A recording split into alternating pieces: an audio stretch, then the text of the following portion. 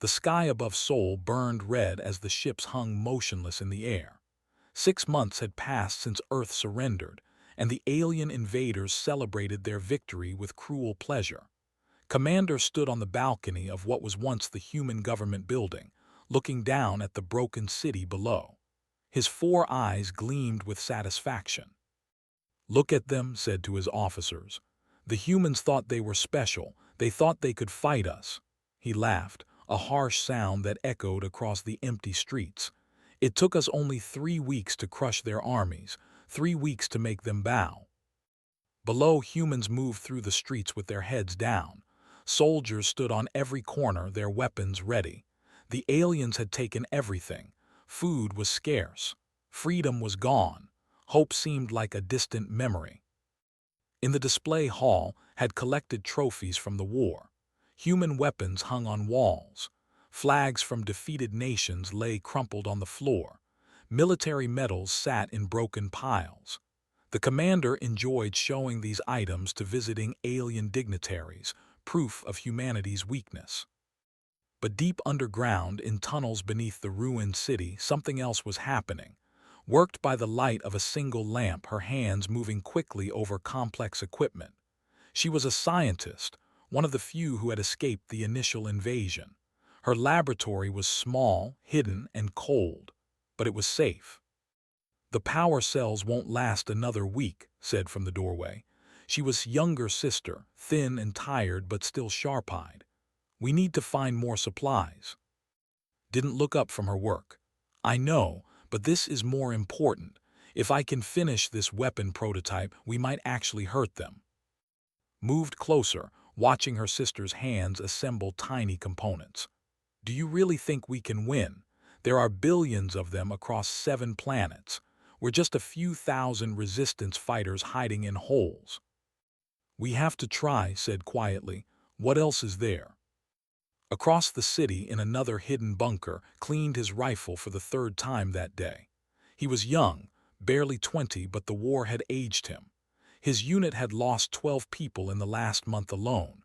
Now only 5 remained.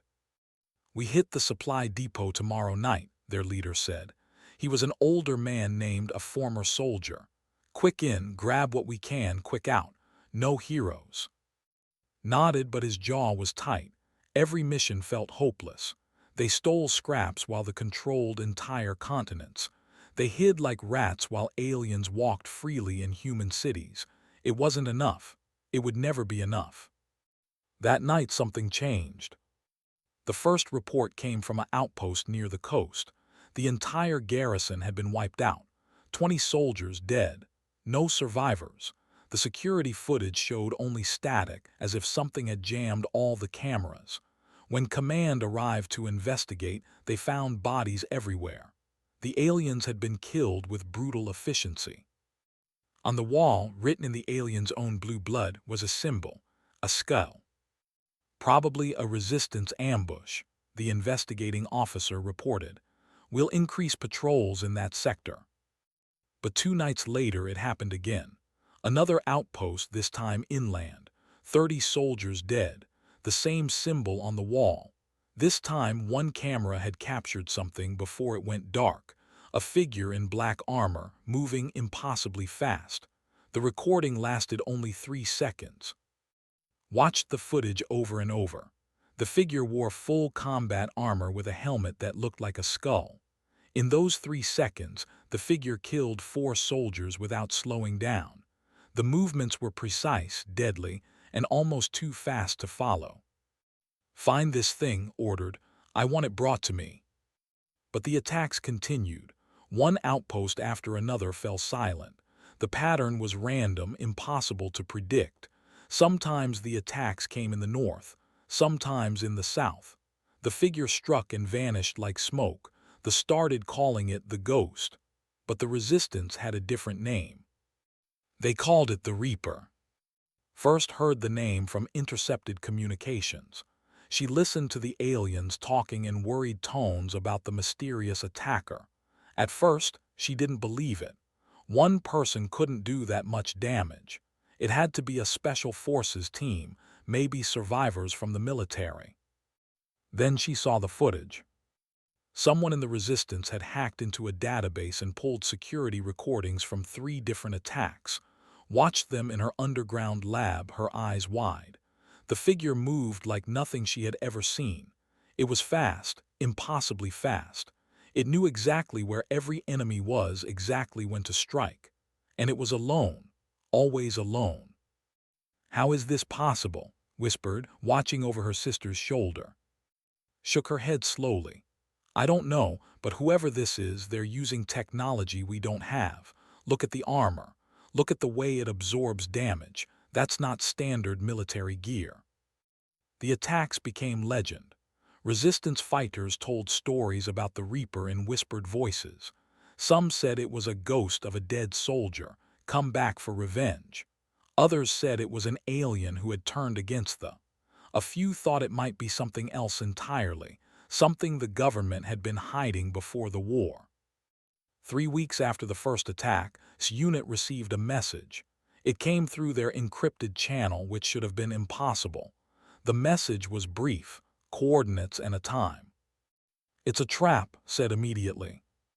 But wasn't sure. What if it's not? What if it's the Reaper? They argued for hours. Finally, they decided to check the coordinates carefully, ready to run at the first sign of danger. They found an abandoned warehouse. Inside were crates full of supplies, weapons, food, medical equipment, enough to keep their unit going for months. On top of the largest crate was a symbol painted in black, a skull. "The Reaper knows we exist," said, his voice filled with something he hadn't felt in months: hope. Above ground, stared at the reports piling up on his desk. 47 outposts attacked, over 300 soldiers dead, and they still had no idea who or what the Reaper really was. The other alien species in the coalition were starting to ask questions. Some were beginning to doubt whether Earth was truly conquered. Slammed his fist on the desk. Humans were supposed to be weak. They were supposed to be broken. This was supposed to be over. But somewhere in the darkness, the Reaper was hunting, and the war was far from finished. 3 months passed, and the legend of the Reaper grew darker. They had stopped counting individual attacks. Instead, they marked entire regions on their maps with warning symbols. Red zones where the Reaper hunted, places where their soldiers refused to patrol alone. 47 major installations had fallen. Hundreds of smaller outposts had gone silent. The Empire, which ruled over 7 species and countless worlds, was being terrorized by a single figure in black armor. Its resistance cell had grown bolder. The supplies from the Reaper had allowed them to launch real attacks instead of just stealing scraps. They had recruited new members. Other cells were doing the same across the continent. For the first time since the invasion, humans were fighting back with real force. "We need to make contact," said during a planning meeting. "The Reaper could help us coordinate. Imagine what we could do working together." Was cautious. "We don't even know what the Reaper is. It could be a machine. It could be alien. It might not want allies." "It left us supplies," argued. "That means something." Meanwhile, in her laboratory, had become obsessed with the Reaper's identity. She had collected every piece of footage, every recording, every report. She studied the way the figure moved, the weapons it used, the tactics it employed. Brought her food that went cold while she worked, staring at screens until her eyes burned. "You need to sleep," said gently. "Look at this," said, pointing at a frozen image on her screen. "The way the Reaper holds that rifle, the stance, the movement patterns, I've seen this before." She pulled up old military training videos from before the war, footage of special forces drills, classified combat techniques. "This is Ghost Protocol," she whispered. These were the movements they taught to the most elite human soldiers, the program that was supposed to be secret. "Ghost Protocol was destroyed in the first week of the invasion," said. "Everyone knows that. The targeted all military bases." "That's what we were told," said slowly. "But what if someone survived?" The Empire was asking the same questions. In orbit above Earth, Commander met with representatives from the 6 other alien species in the coalition. They were not happy. "One human is making fools of us," growled Ambassador, a massive creature with armored skin. "My people are questioning whether Earth is worth holding." "It's not just one human," another ambassador said. "It could be a group.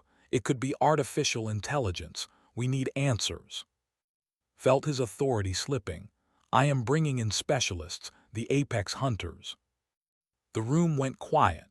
The apex hunters were legendary, even among aliens. 6 genetically enhanced warriors who had put down rebellions on a dozen worlds. They had never failed a mission.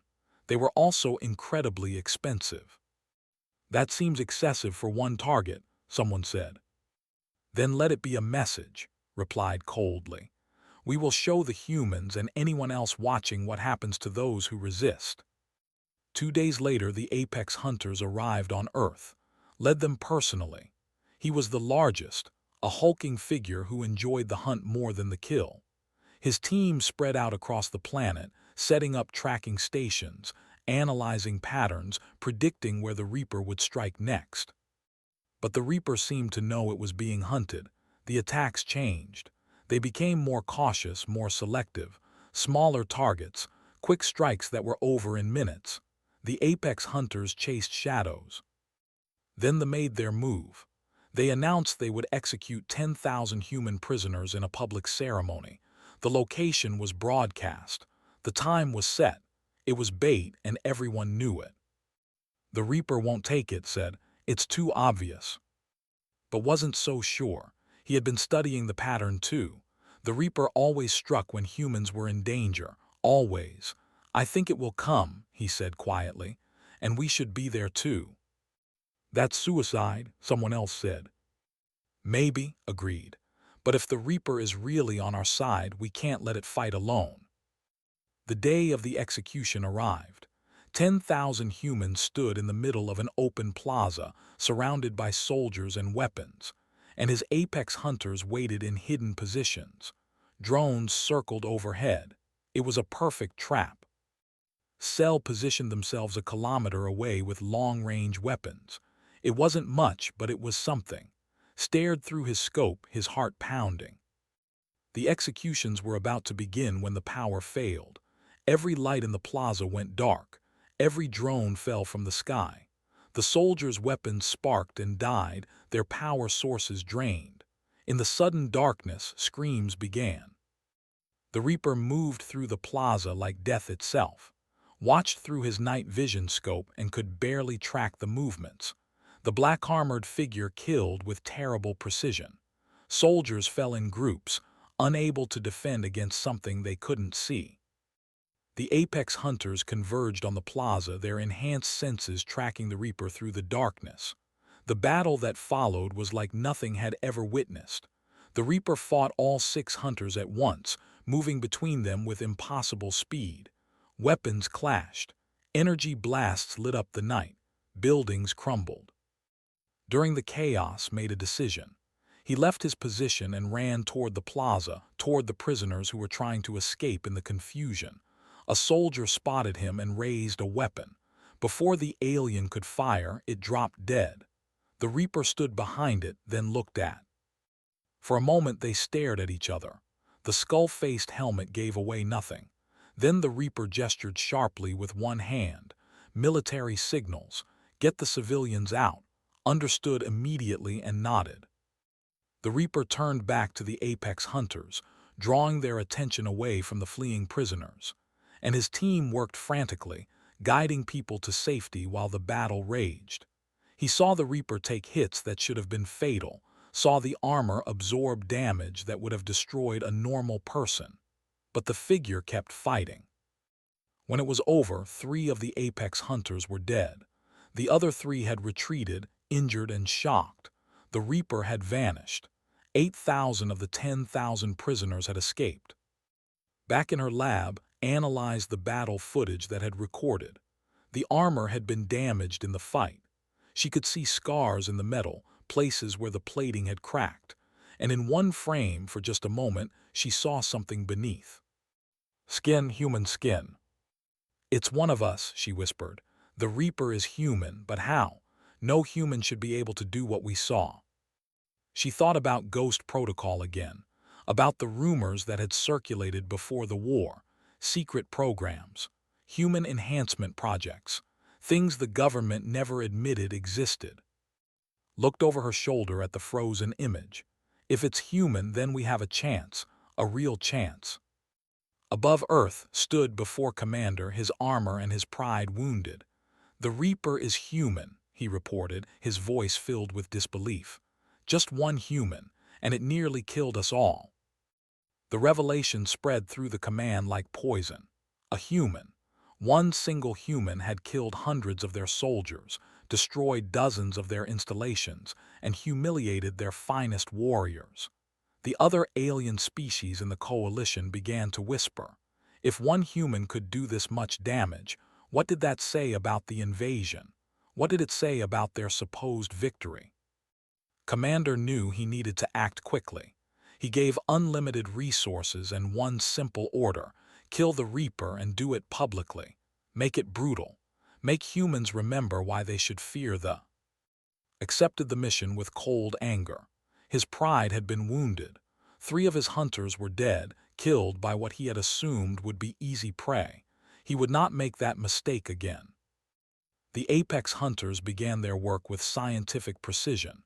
They studied every attack, every movement pattern, every target the Reaper had chosen. They built computer models to predict behavior. They analyzed the armor's capabilities, its weaknesses, the way it moved. Slowly, a picture emerged. The Reaper has patterns, explained to his remaining hunters. It strikes when humans are threatened. It avoids prolonged fights, and it always needs to recharge or repair between major attacks. We can use this. Meanwhile, the human resistance had grown stronger than ever. The successful rescue of 8,000 prisoners had inspired people across the planet. New cells formed. Old cells became bolder. Weapons caches that had been hidden were now being used. Humans were fighting back. Had become something of a leader in his cell. After fighting alongside the Reaper, even briefly, others looked to him differently. He trained new recruits in the signals he had seen the Reaper use. He shared everything he had learned from those few minutes in the plaza. We need to find the Reaper again, he told. We could do so much more working together. The Reaper works alone for a reason, replied. Maybe we should respect that. But couldn't let it go. He spent hours trying to predict where the Reaper might strike next, hopping to be there, hopping to help. In her laboratory, had made a breakthrough. She had been analyzing the Reaper's armor for weeks, studying every frame of footage she could find. The technology was far beyond anything in the current human arsenal. The power source alone should have been impossible with their current science. This is military research, she told, but from a program that shouldn't exist. Look at these energy readings. This is experimental work, probably from before the war. Someone was building enhanced soldiers. Ghost Protocol said. Exactly. And if the Reaper is using that technology, then maybe others have it too. Maybe we can recreate it. It was a dangerous hope, but began pulling together every piece of data she could find about pre-war enhancement programs, secret files that had survived the invasion, encrypted military databases, scientific papers that had been classified. Strap was almost ready. His team had identified a pattern in the Reaper's attacks. The figure always struck within 3 days of any major operation against civilian populations. So they created a fake operation. Intelligence about a new weapon being developed in Tokyo, designed specifically to hunt down remaining resistance fighters. They made sure the information leaked through channels the Reaper had used before. They set up monitoring stations around the entire area. They positioned all 3 remaining Apex hunters in strategic locations, and they waited. The Reaper came, just as predicted. The facility in Tokyo was heavily fortified, but that had never stopped the black-armored figure before.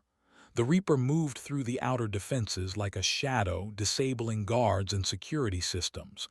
The attack followed the familiar pattern: quick, precise, deadly.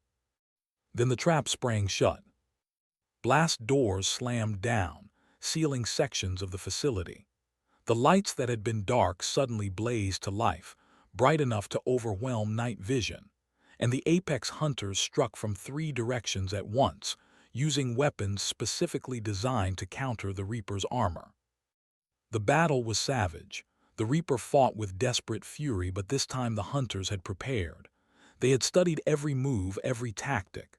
They forced the fight into a large chamber with no cover, no shadows to hide in.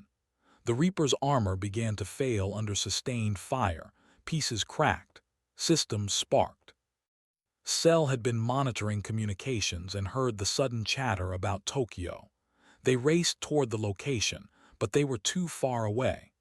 All they could do was watch through hacked security feeds as the Reaper was driven back, surrounded, wounded.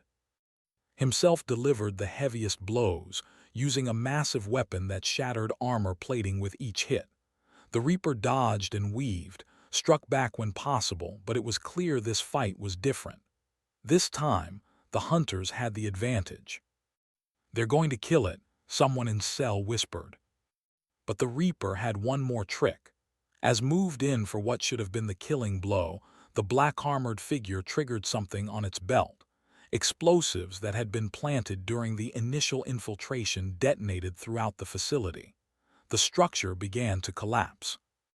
In the chaos, reached out and grabbed the Reaper's helmet, his massive strength tearing at the damaged armor. Part of the skull-faced mask came away in his hand. Beneath it, saw something that shocked him. A human face, modified with cybernetic implants around the eyes and temples, but undeniably human and male. The Reaper's eyes met for just a moment. Then the ceiling collapsed between them. The Reaper used the falling debris as cover, moving through the destruction with the last of its armor's power. When the hunters cleared the rubble, their target was gone. Stood in the ruins, holding the piece of helmet. He activated his communicator. "The Reaper is human," I saw its face. "Just one human male, but heavily modified. Cybernetic enhancements. We damaged the armor severely. It can't have gone far." Back at command, received the news with mixed feelings. They had confirmed what the Reaper was, which was good. But it had escaped again, which was unacceptable. He made a decision that would change everything. "Broadcast it," he ordered. "Let every human on this planet know. Let the Resistance know. The Reaper is not some ghost or demon. It's just a man, a modified human that we nearly killed. Let them understand that their symbol of hope bleeds just like they do." The broadcast went out across every channel. Showed the footage of the fight, showed the damaged armor, showed the moment when part of the mask was torn away. They told humanity that their legendary Reaper was just one person, and that person was now wounded and hunted. Watched the broadcast in her lab, her hands shaking. The image of that face, those cybernetic implants, burned into her mind. "I need to find him," she said. "Before the do. If he's injured, if his armor is damaged, I might be able to help." The Reaper had retreated to an abandoned facility deep in the Korean mountains. The armor was failing. Systems were offline. The man inside removed his cracked helmet and set it aside, breathing hard. Blood ran from wounds where the armor had been breached. He looked at his reflection in a broken piece of metal. The face that stared back was barely human anymore. Scars crisscrossed his skin. Cybernetic implants glowed faintly around his eyes. He had traded his humanity for the power to fight, and now that power was fading. His name was, and he knew he didn't have much time left. The broadcast changed everything. Across Earth, Resistance fighters watched the footage of the Reaper's damaged armor, the glimpse of a human face beneath the mask. Some felt their hope die. Their legendary warrior was just a man, wounded and hunted. But others felt something different. If one human could do so much, even modified and enhanced, what could many humans do? Commander launched a propaganda campaign designed to crush whatever hope remained. Broadcasts showed the damaged helmet. Experts analyzed the fight, pointing out every mistake the Reaper made. They estimated the armor could not be repaired without advanced facilities. They suggested the Reaper was probably already dead from his wounds. "Humans are weak," announced to the occupied world. "Even your greatest warrior is nothing but flesh and circuits, and soon he will be dead. Your resistance is meaningless." But wasn't listening to propaganda. She was tracking energy signatures. The Reaper's armor used a unique power source, something she had been studying for months. If the armor was damaged, it would leak energy in a way her equipment could detect. She spent 3 days scanning, searching, following the faintest traces. "I found something," she told on the third night. "In the mountains near, it's faint, but it matches the signature." "That's over 200 kilometers away," said, "through patrol zones." "Then we'd better leave now." Cell got the message from his team. They were going to search for the Reaper. Thought it was a waste of time and resources, but volunteered immediately. He took 3 others and joined group.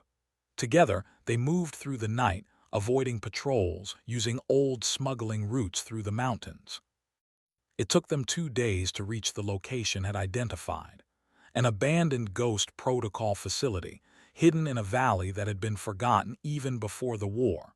The entrance was concealed, but instruments led them directly to it. The door was sealed, but recent marks showed someone had opened it recently. "This is it," whispered. They entered carefully, weapons ready. The facility was dark and cold, power systems long dead except for a faint glow deeper inside. They followed the light through corridors lined with empty rooms, past equipment that hadn't been used in years. Finally, they found a large chamber that had once been a training room. The Reaper sat against the far wall, the damaged armor spread out beside him. He wore only basic clothes beneath, and they could see the full extent of what had been done to him. Cybernetic implants ran along his arms and spine. His chest showed scars from multiple surgeries. Ports for the armor's connections dotted his body. His face, seen clearly now, was young but marked by pain and modification. He looked up as they entered, his hand moving toward a weapon. But he was too slow, too tired, raised his hands peacefully. "We're not here to hurt you," said. "We're here to help." Stared at them for a long moment. Then he lowered his hand. "You shouldn't have come. They are hunting me. Anyone near me is in danger." Stepped forward, her eyes scanning the damaged armor. "I'm a scientist. I've been studying your technology. I might be able to help repair the systems." "It's beyond repair," said quietly. "Too much damage, and even if you could fix it, I don't have much time left." "What do you mean?" asked. Was quiet for a moment, then began to speak. The words came slowly at first, as if he hadn't talked to anyone in a long time. He told them about Ghost Protocol, the program that officially never existed, about how the military had been developing enhancement procedures for years, trying to create super soldiers who could fight impossible odds. The process was experimental and dangerous. They used cybernetic implants, genetic modification, neural enhancement, things that pushed the human body far beyond its normal limits. Most test subjects died. Others went insane, their minds unable to handle the changes. Out of 20 volunteers, only survived the full process. "They made me into a weapon," he said, looking at his modified hands. "Faster, stronger, smarter than any normal human. I could process information like a computer, react in fractions of a second. The armor was designed to work with my enhancements, to amplify everything even further." "But there was a cost," said, understanding. Nodded. "The modifications are killing me. My body is breaking down under the strain. The doctors said I might have a year, maybe 2. That was before the invasion." He laughed bitterly. "When the Ghost Protocol was destroyed in the first wave, everyone else died. I was the only one left. So I took the armor and I started fighting. Because what else was there?" "How long do you have now?" asked. 6 months, maybe less. The fight with the apex hunters accelerated the degradation. My body is failing." The room was silent. Here was their legend, their symbol of hope, and he was dying. But's mind was racing. She thought about all the research she had been doing, all the data she had collected about enhancement technology. "What if we could recreate the process?" she said suddenly. "Not the full procedure, that's too dangerous, but a limited version, something that would give normal humans enhanced abilities without the same risks." Looked at her sharply. "You can't, the technology is too complex, the failure rate too high." "I've been studying this for months," insisted. "I have data from the old Ghost Protocol programs. I have scans of your armor, analysis of your combat patterns. I think I can create a serum that provides basic enhancements, not as powerful as what you have, but enough to give humans a fighting chance." "And the cost?" asked. "How many would die trying?" Met his eyes. "I don't know, maybe 30%, maybe more, but people are dying anyway. They are executing thousands. If we do nothing, humanity loses. At least this way we fight." Put her hand on her sister's shoulder. "Are you sure about this?" "No," admitted, "but I'm sure we have to try." Was quiet for a long time, looking at the determined faces around him. These people had risked everything to find him, to help him, and they were right. Humanity needed more than one dying soldier. They needed an army. "I'll help you," he said finally. "I'll share everything I know about the enhancements, about the combat training, about everything Ghost Protocol taught me, but you need to understand something." He looked at each of them in turn. "The people who volunteer for this, they won't be the same after. The enhancements change you. You'll be stronger, faster, better, but you'll also be something else. Something between human and machine. You need to make sure they understand that." "We will," promised. Began immediately, setting up equipment in the old facility. Walked her through the Ghost Protocol files that still existed in the facility's computers. Together, they started working on a version of the enhancement serum. It would be dangerous, painful, and many would not survive. But for those who did, it might give humanity a chance. Word spread through the resistance networks. The Reaper had been found. He was alive and he was training others. Volunteers began to arrive at the hidden facility, people willing to risk everything for a chance to fight back properly. They came from all over, resistance fighters who had lost families, soldiers who had survived the invasion, civilians who were tired of hiding. 200 people volunteered in the first week. Looked at them, saw the determination in their eyes, and felt something he hadn't felt in months: hope. But in orbit above Earth, they were preparing too, had not given up the hunt. He knew the Reaper was wounded, knew the armor was damaged. It was only a matter of time before he found the enhanced human and finished what he had started. The first test of the enhancement serum was scheduled for dawn. 200 volunteers stood in the old facility's medical bay, knowing that many of them would not survive the day. Had explained the risks clearly. The serum would rewrite their genetic code, integrate cybernetic implants into their nervous systems, and push their bodies beyond normal human limits. The survival rate, based on her best calculations, was 70%. That meant 60 people would die. Was first in line. He had insisted despite protests. "If I'm asking others to do this, I need to do it first," he had said simply. Had tried to talk him out of it too, but the young fighter was determined. "You were willing to die alone," told the Reaper. "We're willing to die together." The procedure took 6 hours, and her medical team worked with desperate precision, injecting the serum, monitoring vital signs, installing the cybernetic connections. Stood nearby, his enhanced senses detecting every heartbeat, every change in brain activity. When volunteers began to die, their bodies rejecting the modifications, he forced himself to watch, to remember the cost of what they were creating. Survived. When he opened his eyes again, the world looked different, sharper, faster. He could hear conversations in the next room, could see individual dust particles floating in the air. When he stood up, his movements felt wrong at first, too quick, too strong. He accidentally crushed the medical scanner he tried to pick up. "It takes time to adjust," said. "Your brain is processing information faster than before. Your muscles are stronger than you're used to. You need to relearn everything." Over the next 3 days, more volunteers underwent the procedure. The death rate was actually lower than had feared. 140 enhanced humans emerged from the medical bay, forever changed. Some were horrified by what they had become. Others embraced it. All of them understood they were now weapons in humanity's fight for survival. Trained them personally, teaching them everything Ghost Protocol had taught him: combat tactics, weapons handling, how to use their enhanced reflexes and strength, how to think faster, react quicker, survive longer. The training was brutal, pushing the new enhanced fighters to their limits. "They think they know how humans fight," told them. "They've studied our tactics, our strategies, but they've never seen enhanced humans working as a team. That's our advantage." But time was running short. His body was deteriorating faster now. He could feel his systems failing, the cybernetics struggling to keep pace with the degradation.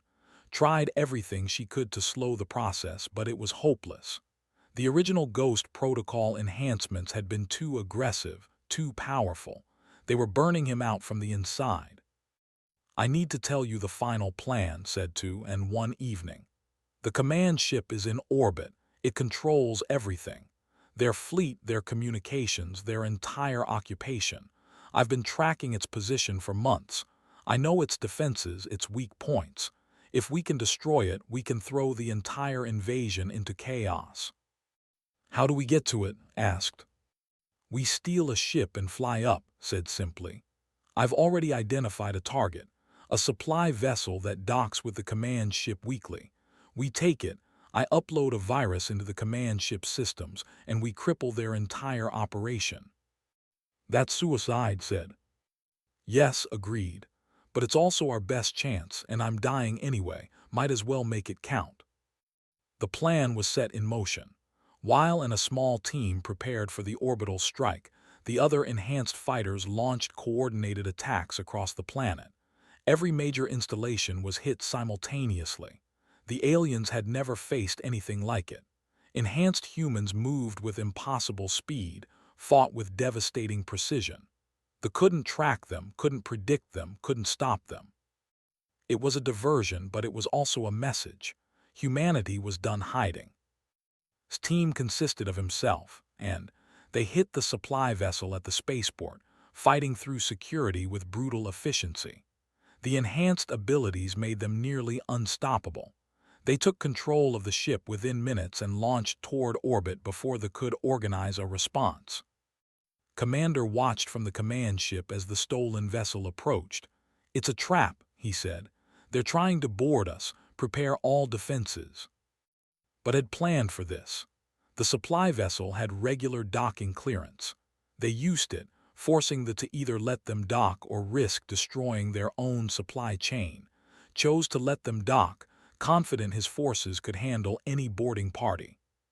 He was wrong. The fight through the command ship was the most intense battle any of them had experienced. Led the way, his dying body pushed to its absolute limits. Behind him, and fought like demons, their new enhancements allowing them to survive against overwhelming odds. They left a trail of dead soldiers behind them as they fought toward the bridge. They reached the command center to find, and the High Council waiting with heavy weapons and the remaining Apex hunters. Stood at the front, his armor repaired, his eyes focused on. "So the ghost finally shows his face," said. "You should have stayed hidden." "And you should have left my planet alone," replied. The final battle was savage. Enhanced humans against alien warriors in the heart of the command ship. The bridge became a war zone, fought directly while the others engaged the council and the hunters. Every movement was calculated. Every strike was precise. This was what they had been created for. Felt his body breaking down with each exchange. Systems failing. Cybernetics sparking. But he kept fighting, kept pushing forward. He drove back step by step until they stood before the main computer terminal. Raised a weapon at, "Surrender now or I kill her." Stopped, his team stopped. For a moment, the bridge was silent except for the sound of alarms and sparking equipment. Then smiled. "You lose, Reaper. We've already called for reinforcements. 10 war fleets are en route. They'll arrive in 3 days. Even if you destroy this ship, you cannot win." Removed his helmet slowly, letting them see his face clearly. The scars, the implants, the eyes that had seen too much death. "You're right," he said quietly. "I can't win, but I was never trying to win. I was trying to buy time." He pulled a small device from his armor. "This is a virus. It will upload into your entire network. It will shut down every ship in your fleet. It will broadcast the location of every world to every species in the galaxy. It will expose everything about your empire, all your weaknesses, all your secrets. And it will tell them that humanity did this." "You're bluffing," said. "Am I?" Connected the device to the terminal. "See, you made a mistake. You thought breaking humans would make us weaker, but you just gave us a reason to evolve. The enhancement serum that created me. It's been distributed to every resistance cell on Earth and in the colonies. Sent the data out weeks ago. There are already thousands of enhanced humans and more every day. You didn't conquer humanity. You just forced us to become something more." The virus uploaded. Across the fleet, systems began to fail. Ships lost power. Communications went dark. Defensive grids collapsed. The command ship itself began to shudder as critical systems shut down. "Evacuate," told his team. "Now." Grabbed and pulling them toward the escape route they had planned, but didn't follow. He stood before and the High Council, watching their empire crumble around them. "You thought you won," said, "but you just woke something up. Humans are survivors. We adapt, we overcome, and we never ever forget." The command ship began its descent toward Earth. Its systems completely failed. Watched through the viewport as the planet grew larger below. He thought about all the humans who had died, all the people he couldn't save. But he also thought about the enhanced fighters now defending Earth, about the future they had bought with blood and sacrifice. The ship hit the ocean with devastating force, breaking apart on impact. The explosion could be seen from the surface, a second sun briefly lighting up the night sky. 6 months later, the war was over.